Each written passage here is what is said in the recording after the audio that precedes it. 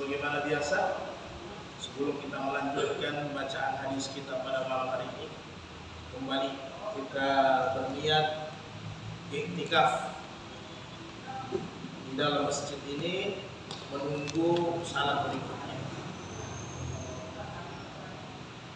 Nawaitul i'tikaf fi hadzal masjid ma dumtu fihi lillahi ta'ala. Dan insya Allah selama kita dulu dalam majelis, Allah senantiasa catat kebaikan kepada kita sekalian. Dulu dalam majelis ilmu agama adalah duduk dalam seperti dulu dalam majelisnya para nabi, para anbiya. Dulu dalam majelis agama adalah majelis pengampunan dosa. Man harajtala bil ilmi fa huwa fi sabilillah hatta yarji. Majelis ilmu itu kalau kita masuk seolah-olah kita orang yang berjihad di jalan Allah Ta'ala.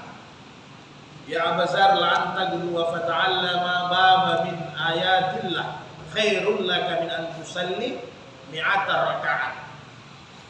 Apabila kita dulu sesaat saja, sepagi sepetang dalam majelis ilmu, itu lebih baik daripada 100 rakaat salat sunnah. Bahkan di hadis sahih lain 1000 rakaat salat sunnah. Dan masih banyak keutamaan yang bisa kita dapatkan. Talabul ilm faridatu ala kulli muslim. Karena menuntut ilmu agama kewajiban bagi semua kita tanpa terkecuali. Jadi walaupun kita tidak semua jadi ulama, tapi wajib bagi kita untuk menuntut ilmu agama. Karena ilmu agama adalah cahaya. Tuan-tuan sekalian, pada Jumat yang lalu kita masih di kitabun nikah. Kita sudah sampai pada hadis yang ke 852. Pada Jumat yang lalu kita masuk dalam bab wali nikah. Jadi paling tidak garis-garis besarnya sebagaimana biasa saya sampaikan, tidak perlu kita hafal hadisnya. Paling tidak garis-garis besarnya kita mengerti begini status wali. Utamanya rukun-rukun wajib dalam pernikahan, apalagi wali. Jadi sudah kita lihat bagaimana gambaran 4 mazhab tentang kedudukan wali ini. Begitulah yang sudah kita bahas Jumat lalu. Jadi kembali saya sampaikan, saya ulang, bahwa dari 4 mazhab, maka Abu Hanifah berdiri sendiri dalam masalah wali. Karena menurut Abu Hanifah, wali itu tidak masuk dalam rukun nikah, kecuali mahar. Tetapi di 3 mazhab, Syafi'i, Imam Ahmad dengan Imam Malik sepakat itu masuk dalam rukun nikah. Karena menurut Imam Abu Hanifah, makanya pakai mazhab Imam Abu Hanifah, Abu Yusuf itu harus berhati-hati. Jadi intinya sepakat ijma 4 mazhab, seorang laki-laki harus melamar, itu kewajiban. Adapun persoalan wali cacat itu ikhtilaf. Tapi yang jelas kewajiban bagi kita laki-laki wajib untuk khitbah, melamar sama yang punya hak, yaitu wali daripada wanita itu. Apakah nanti dia sesuai dengan wali nasab ayahnya, kakeknya, kemudian pamannya, saudara laki-lakinya, tapi yang jelas wajib untuk kita melamar. Jadi perbedaan di 4 mazhab ini hanya persoalan mengenai kecacatan wali. Itu saja persoalannya. Jadi seandainya nanti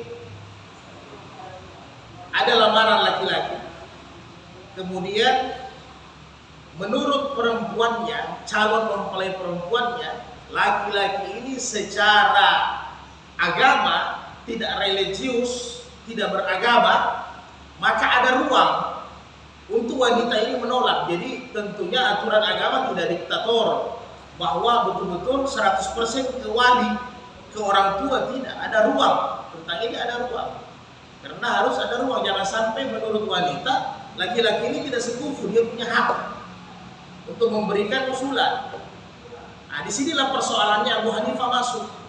Kalau seorang wali atau bapak menikahkan anaknya dengan ahli maksiat, ya kan? Menurut anak perempuannya itu tidak salah, meninggalkan kewajiban. Maka perempuan ini berhak untuk memberitahu orang tuanya bahwa saya tidak terima. Dan ini pernah terjadi di zaman Nabi. Nanti mungkin ada hadis-hadisnya kita baca. Jadi ada hak. Maka di sini persoalannya, sehingga Abu Hanifah mengatakan ada kecacatan wali. Jadi Jumat lalu sudah kita bahas. Jadi wali orang tua, wali nasab, seterusnya dari kakeknya, dari orang tuanya, kakeknya, pamannya, kemudian saudara laki-lakinya. Setelah itu nanti kalau memang tidak ada sama sekali, nah ini bisa ke wali hakim atau wali yang ditunjuk oleh wali nasab. Nah, di mazhab Imam Abu Hanifah, itu saja perbedaannya. Apabila wali dari nasab laki-laki tidak ada, menurut Abu Hanifah dia boleh ke hal ini keluarga dari perempuan, dari ibu, baru bisa wali hakim. Tapi 3 mazhab sudah mentok di saudara laki-laki. Kalau saudara laki-laki tidak ada, boleh ditunjuk wali hakim. Jadi wali hakim ini ada 2, wali hakim penguasa. Kalau kita sekarang mungkin Kementerian Agama atau petugas nikah, atau wali hakim yang ditunjuk langsung oleh keluarga, boleh. Tokoh masyarakat, imam yang dituakan, boleh. Nah, tapi menurut mazhab Imam Abu Hanifah, kalau dari keluarga laki-laki tidak ada, maka dicari keluarga perempuan. Di situ saja perbedaannya Imam Abu Hanifah. Jadi cari omnya dari perempuan, tapi hampir tidak ada ini di Indonesia. Karena kita mayoritas bermazhab Syafi'i. Ini tentunya di daerah-daerah Sri Lanka, Bangladesh, Rusia, Turki yang bermazhab Abu Hanifah. Sehingga mereka larikan ke sini. Karena pada dasarnya menurut Abu Hanifah yang dibutuhkan ini adalah kesaksian, kemudian pengetahuan yang berhak. Itu saja kata Abu Hanifah. Jadi no problem, tidak ada masalah. Oke, sepakat harus ada wali, tidak boleh tidak ada wali ya.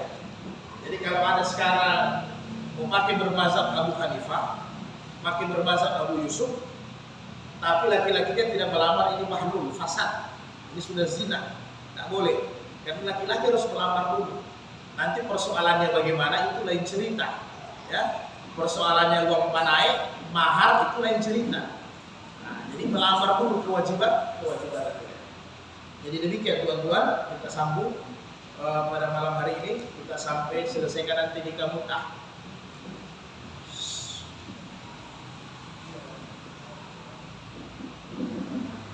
Auzubillahi